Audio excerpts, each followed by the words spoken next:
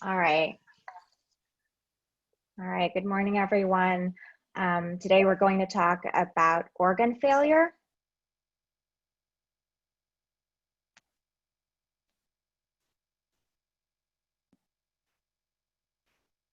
And just as a guiding structure, we're going to review the 2017 ABP outline to help prepare you for the board. So for ED and critical care medicine, what the American Board of Pediatrics wants you to know is the management, identification and management of shock, organ failure, and impending respiratory failure. And so it will be 4% of your boards, and that's roughly around 7 to 10 questions.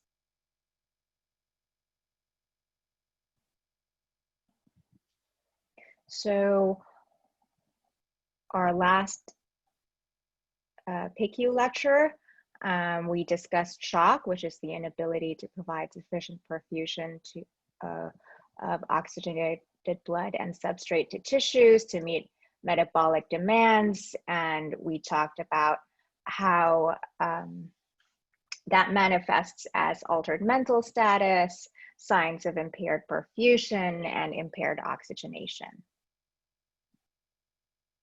We also discussed oxygen delivery, which is directly related to arterial oxygen content and cardiac output. We talked about heart rate and stroke volume directly affecting your cardiac output. And we talked about stroke volume, particularly preload, contractility or inotropy, and afterload.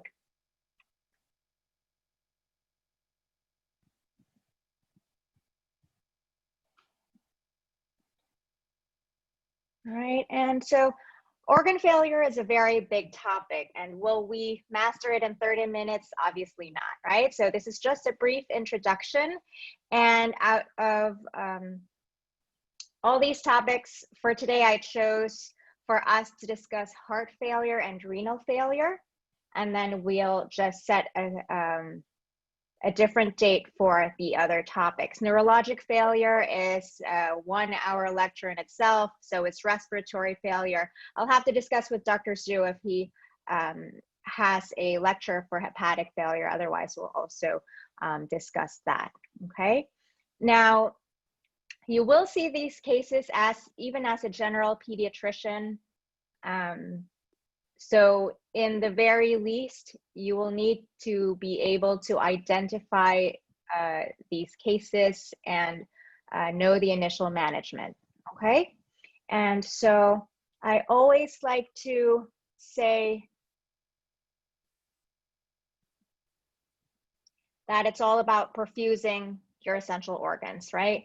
That's really what critical care is. And we try to systematically review everything to make sure that we're comprehensively treating and addressing all issues that are correlated with each other, okay? So it's all about perfusing the brain, the lungs, the heart, the kidneys, and the liver, and the stomach, right? And in the setting of shock, where oxygen delivery is compromised, your body will try to ration the leftover or the available oxygen to the more essential parts of your body, which is your brain, your heart, your kidneys, and your liver, and your skin and your GI tract will have to take the back seats. And that's why you see your prolonged cap refill. That's why you manifest with vomiting and diarrhea and GI intolerance when you're presenting with shock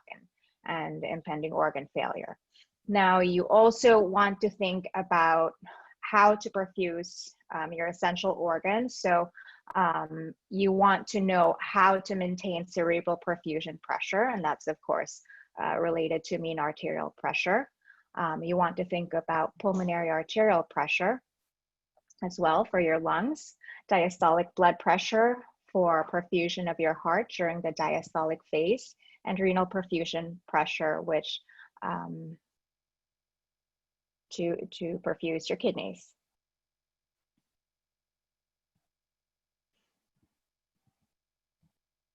Let's see, how many second and third years do we have here? Let's try to make it a little more interactive, right? To wake me up. So how many of you have seen cases of organ failure during your residency or even medical student years? Let's include the medical students and interns. You may have more experience than us. You may have seen more from wherever.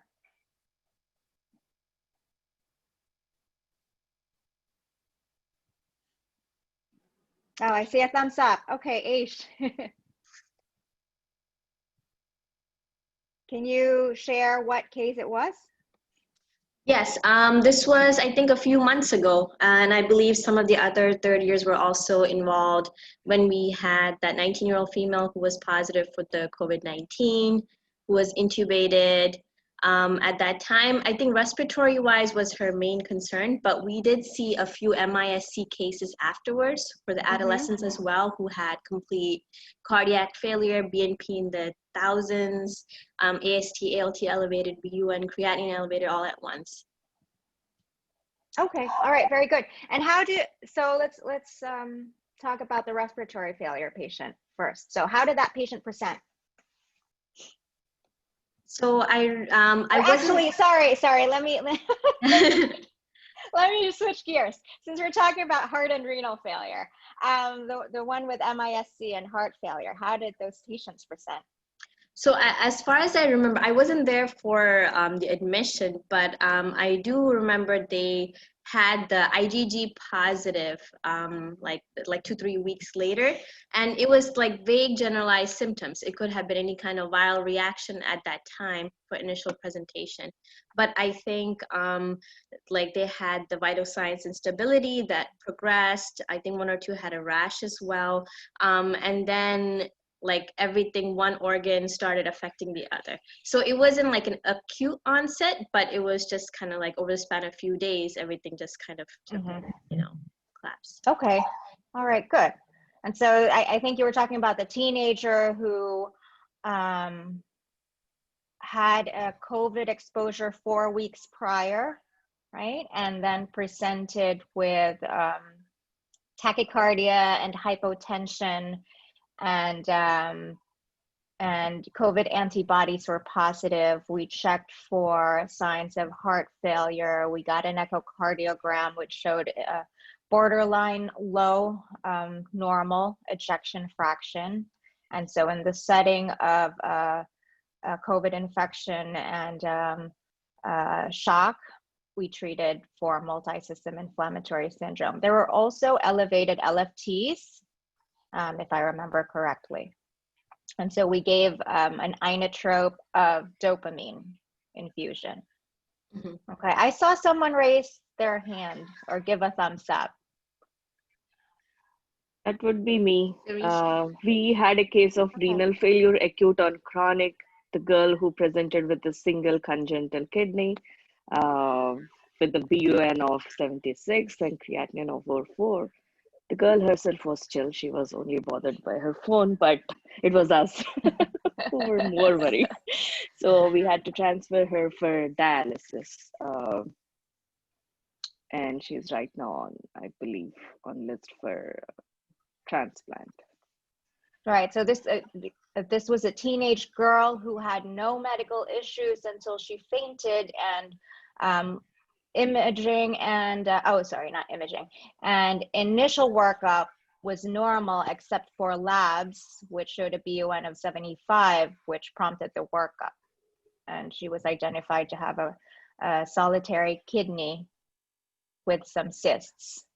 And so then we had to worry about the complications of her condition, and considered a more chronic process progressing to kidney failure. And so we transferred her to the appropriate institution. And so for most of organ failure, we're going to initially manage patients. If you're working in a community hospital, we're going to manage patients, then decide if we have the capability to take care of the patient, and if the patient is stable enough to be transferred, because you don't want a patient decompensating during a transport.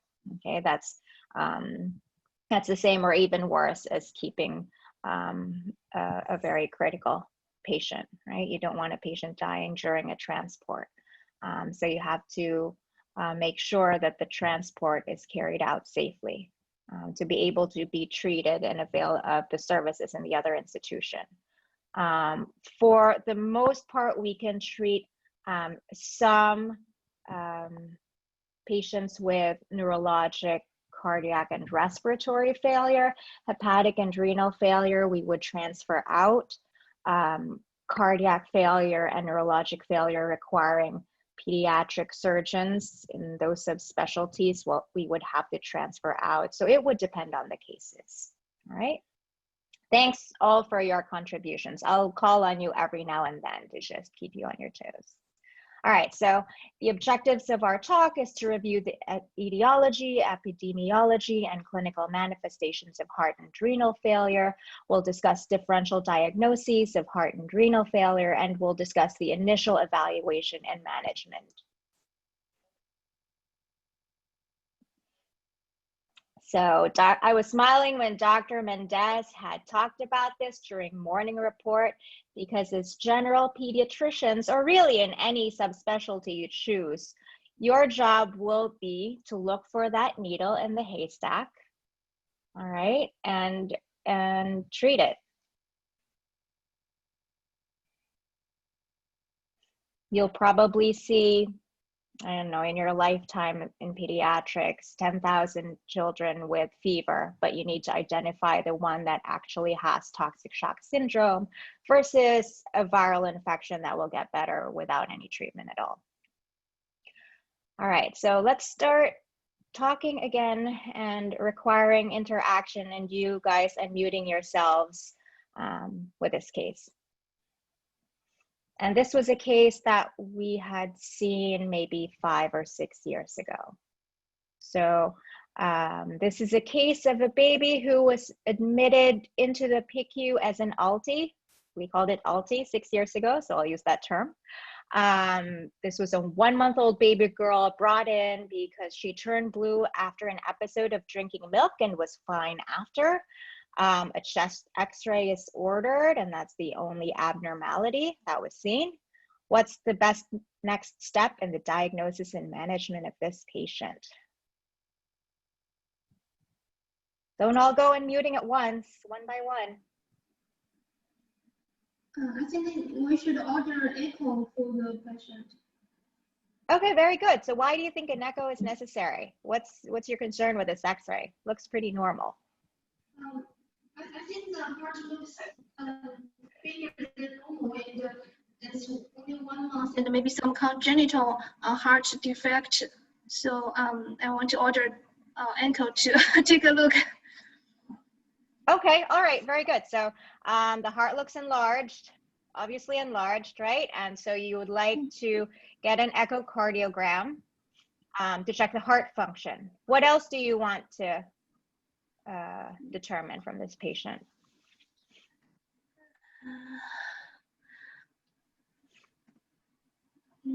Maybe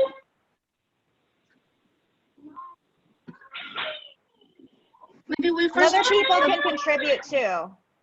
Maybe we should check the pulse ox, and if it's not good, and we check the APG, and to see the oxygen saturation and how worse it is. Okay, very good. So you'd like to check if the patient is oxygenating well, you're worried about shock, you want to get a blood gas, you probably want to check for a metabolic acidosis, any lactic acidosis, right? To see how compromised the patient is. Okay, very good. What else? You're in the emergency room, you're waiting for a bed or a nurse to come into the PICU so that this patient can be admitted, and all you have is this x-ray. What do you need to do? Got an IV? Okay, yes, put an IV just in case you need to medically treat this patient. I think probably, so first thing we will stabilize the patient. So I would say ABC. How is the airway? Okay. Is the airway spading? Is the baby breathing? Does he need any support? B. So with that, the saturation, is the baby breathing fast? Is the baby having trouble breathing that needs maybe some time of supplementation? Maybe just nasal cannula, or just or in this baby would be like CPAP, I'm not sure. But then after, or some type of pressure. Then C, circulation. How is his capillary refill? Is the baby look like with shock? Like, if the baby look very sick, that needs fluids. So then if we got this X-ray, so then they say turning blue after drinking episode. So you want to see, oh, this was a just choking episode, or if the baby has any anomalies or congenital anomalies that cause cyanosis in the newborn period. So it's a big heart. It would be butch. No, it's not butch shape, but and probably also get an EKG to see how is the baby, how is the rhythm. I don't know if overflowing the baby with fluid. So if the baby is not dehydrated, I don't want the baby to have overflow, and then overflowing the lungs will cause pulmonary edema. So yeah, I would say All right. the Very most thing good. will be stabilizing what the baby can get of that or something. Yeah. Okay. Mental status. So if the baby is awake, is interactive, or instead the baby is obtunded, is lethargic. So that would also change management. So, okay, very good. If you, in any case, if you say check ABCs first and make sure the baby is stable, that's always the correct answer, right? So this baby on admission was stable, normal temperature. She was a little tachycardic, heart rate of 160, respiratory rate was maybe 50s to 60s. Pulse ox was 96%. As you get closer to examine her, the parents block you though and say, you know, they've examined her frequently. Can you not examine the baby for now? She's sleeping. What do you do?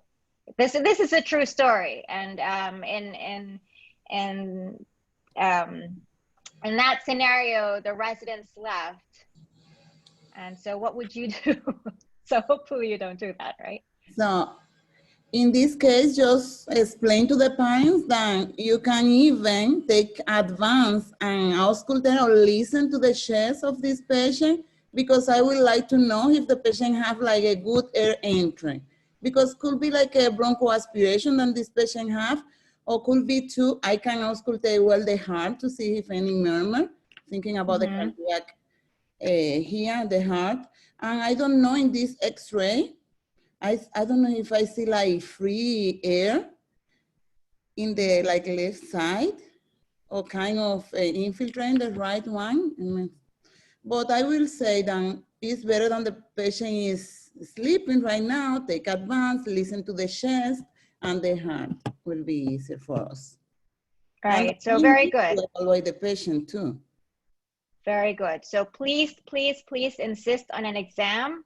All right, especially once you have an abnormal chest x-ray and findings, but just as a learning point, also professionalism and just bedside manners. If the parents are against you examining them, just politely explain why you need to, what your concerns are with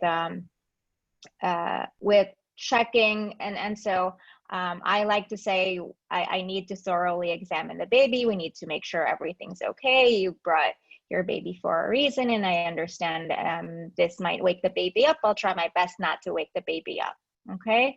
So this baby had a normal cap refill and an echocardiogram, EKG that had sinus tachycardia. Okay, so the echocardiogram for that baby, can you guess what that baby had? Just a wild guess, differential diagnosis. In the heart. But the echo was positive. The echo showed very low cardiac function, less than 20% ejection fraction, and even lower shortening fraction. No a transposition, no? What is the baby? Transposition of the vessels. No, that usually will present right after birth. So the Prepare. NICU will do all the work. Who's our Even a neonatologist out tetralogy here? of Vanessa fellow- will do the work for Tetralogy. Tetralogy of fellow. Hello? But That comes a little bit later though, but it no does have that history blue of- shape. But no history of cyanosis either, so. So the other Baby turned blue, I think, right? That's why the patient, Wow. like an Alti type picture. Yeah. Oh, so is that? so it's not tetralogy. Okay. Or a BSD then is reverse, but it's later too in the life. So I think the other T would be so it's TOF, TGA, or tricuspid.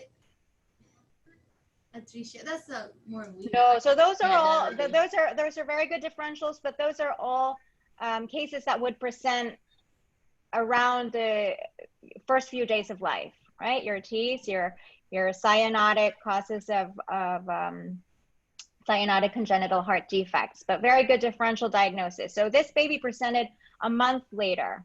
And this case was, again, a very, very rare case that was identified early, but this was an anomalous insertion of the left coronary artery in a pulmonary artery.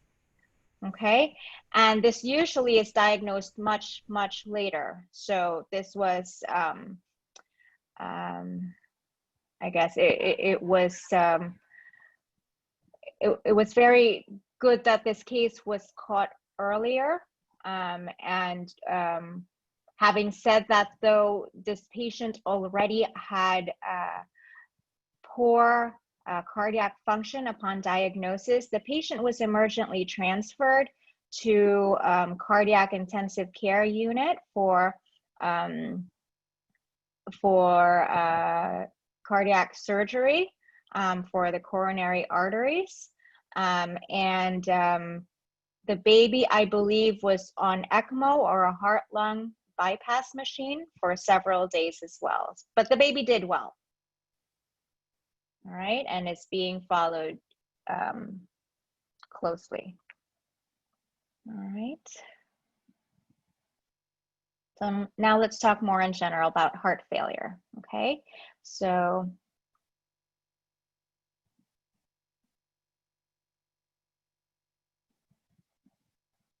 heart failure occurs when your heart is unable to pump blood at a rate commensurate with metabolic needs, and you have impaired oxygen delivery as a result.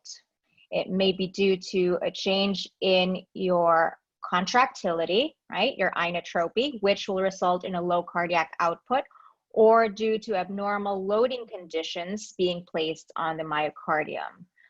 That is a change in your afterload and the change in your preload. And what affects your preload? What affects your afterload? Venous return affect the preload. I'm sorry, can you say that again? Venous return. So venous return. So what? The preload. How is, okay, good. So how is preload affecting your heart then with the venous return?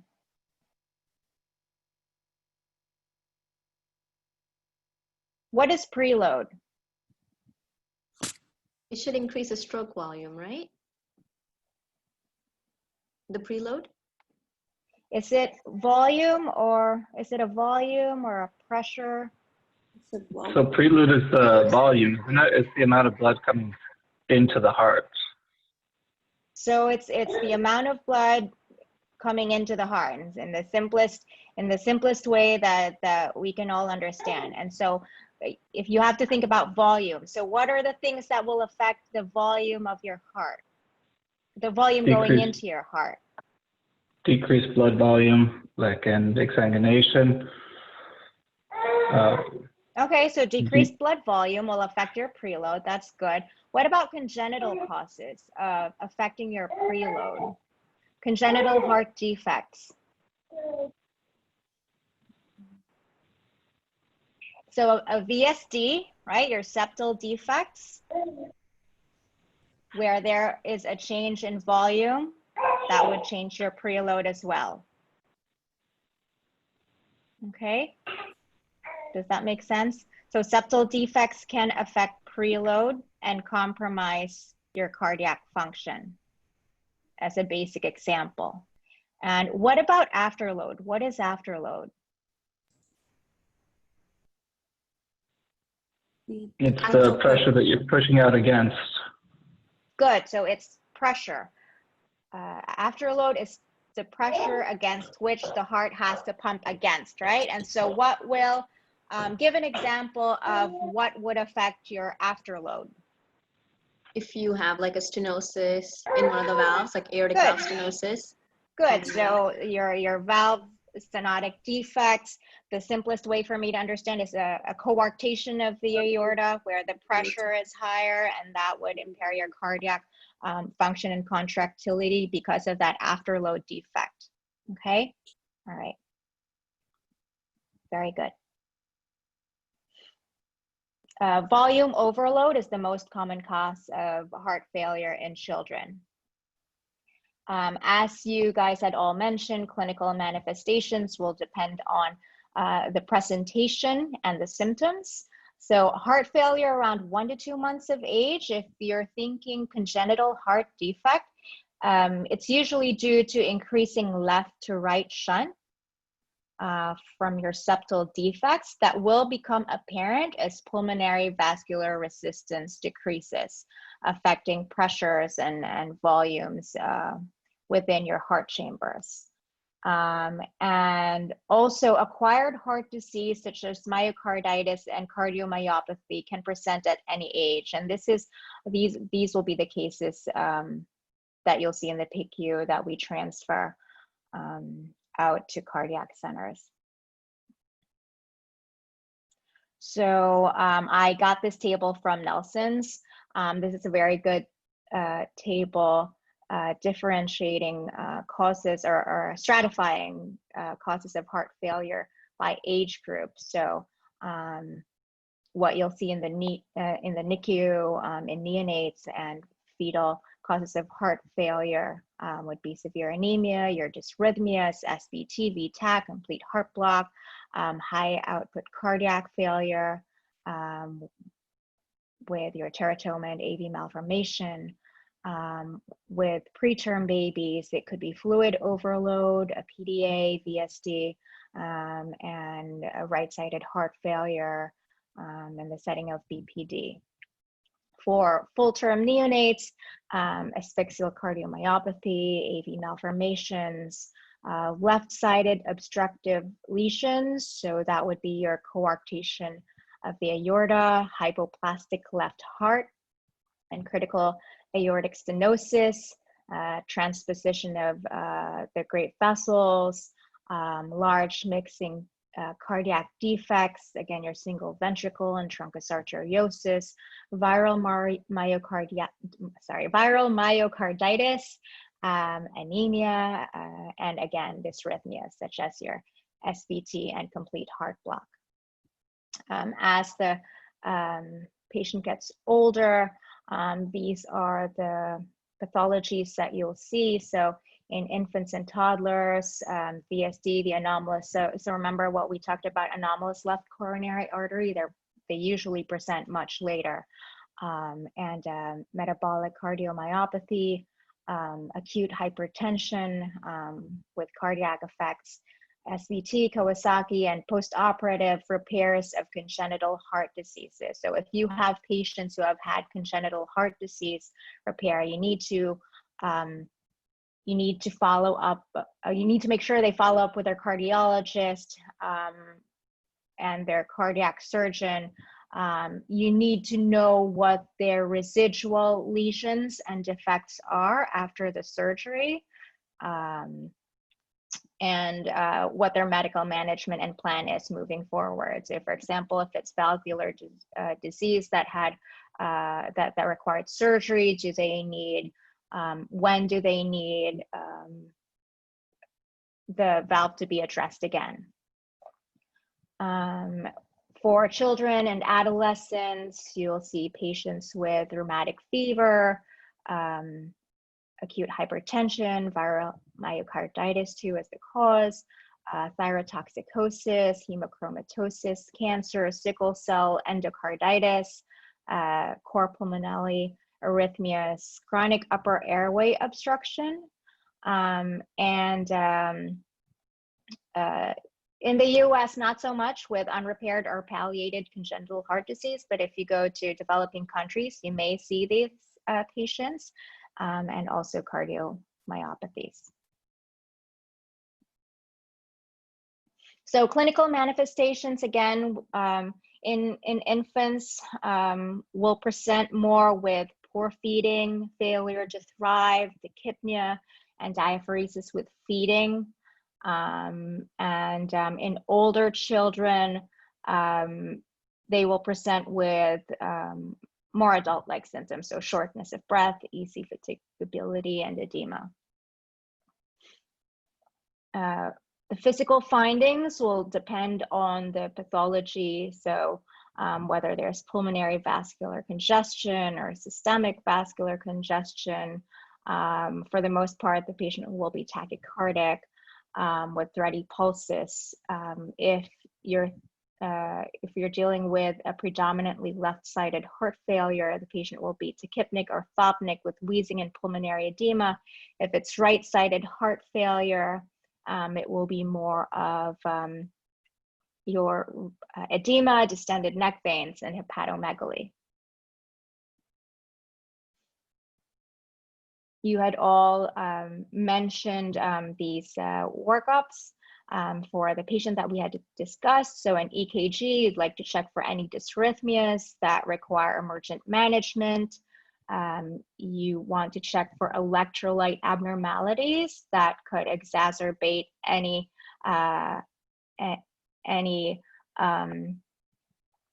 rhythm changes, especially in an acidotic setting. And so you want to check particularly your potassium, magnesium, and calcium levels and make sure that they're normal. You'd like to check your echocardiogram, and the things that you would need to discuss with a cardiologist would be most importantly, heart function, so ejection fraction, shortening fraction, if there are any congenital defects. Anatomically, you'd like to know how the valves are and coronary vessel anatomy, and also heart chamber sizes. And the absence of cardiomegaly on chest x-ray usually rules out the diagnosis of heart failure, but usually doesn't mean always, so just keep that in mind. Differential diagnosis for heart failure is really more of consider additional diagnosis that may be contributing to heart failure. It's pretty, once you have an echo that shows an impaired ejection fraction and shortening fraction, it is already by definition heart failure. You just have to figure out the etiology or if there's any other contributing factors affecting your heart function. So the immediate general treatment would be, again, to improve your contractility or myocardial function, to optimize preload and afterload. And so contractility, you'd like to give inotropes. For preload, addressing preload, it would be your diuretics. For afterload reduction, it would be your ACE inhibitors, sometimes beta blockers. And for long-term therapy, diuretics and afterload reduction is given to along with spironolactone and beta blockers. this again is another good table from Nelson's. And it shows the general treatment. So if a patient is in heart failure, of course, they'll require complete bed rest. They'll need admission into a monitored setting. They need to be hooked to telemetry. You need to give them oxygen, right? So remember, shock is about impaired oxygen delivery. And so even if the SAT is normal, you need to give the patient oxygen, okay? Diuretics would be your loop diuretics. Lasix is the most common, or furosemide is the most common diuretic that is used. For inotropic agents, it would be your digoxin, and for vasoactive infusion, dopamine, dobutamine, and milrinone. And that's also a separate lecture in itself, all right? Afterload reduction, hydralazine, nipride, captopril, and enalapril would be the more common medications. For other measures, mechanical ventilation will help with cardiac failure. Does anyone know how this happens? How does positive pressure ventilation improve your cardiac output? Does it help with contractility, preload, or afterload?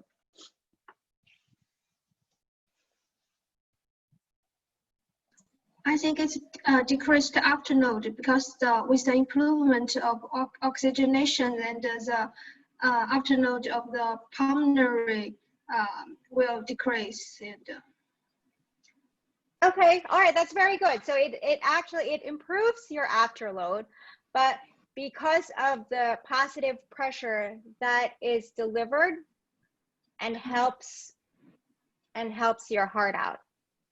Okay, it's pretty interesting. So the mechanics change from negative inspiratory pressure to positive inspiratory pressure, therefore decreasing your afterload and improving cardiac output. And so if there's someone who is rapidly deteriorating, intubating is one thing that you can do to stabilize the patient for transfer, okay? Transplantation, of course, if your cardiac function is poor and you're already on vasoactive infusions, you'll need to be placed on the transplant list. ECMO, or your heart-lung machine, essentially a machine that simulates cardiac output, but that is always a bridge to something. All right, it's not definite. It needs to be a bridge to a transplant, or for example, for cardiac failure or cardiorespiratory failure from COVID, it's a bridge until the heart is able to heal, and then you can decannulate the patient. All right, but you can't be forever on ECMO. And beta blockers as well. Okay, and I think that's, oh wait, no, sorry, I have two other slides for heart failure. So complications would be development of other organ dysfunction. So everything affects everything. So monitor for neurofailure, respiratory, hepatic failure, renal failure, right, from impaired cardiac output, and address those accordingly. The prognosis, again, varies with etiology, and so that's too lengthy to discuss. And for prevention, it really depends on the etiology, but probably these are the most preventable or actionable things that we can do. So endocarditis prophylaxis, and there are guidelines for that, treatment of strep infections to prevent rheumatic fever, and vaccination for viruses that are associated with viral myocarditis. All right. And I don't think we have time for renal failure. So we'll just end at this point and then discuss renal failure at a later date. Okay, any questions?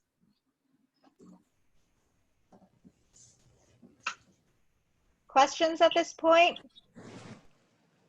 Great. Thank you, Dr. Grageda. Thank you, Dr. Grageda. All right, Thank you. great. Thank you. Thank you.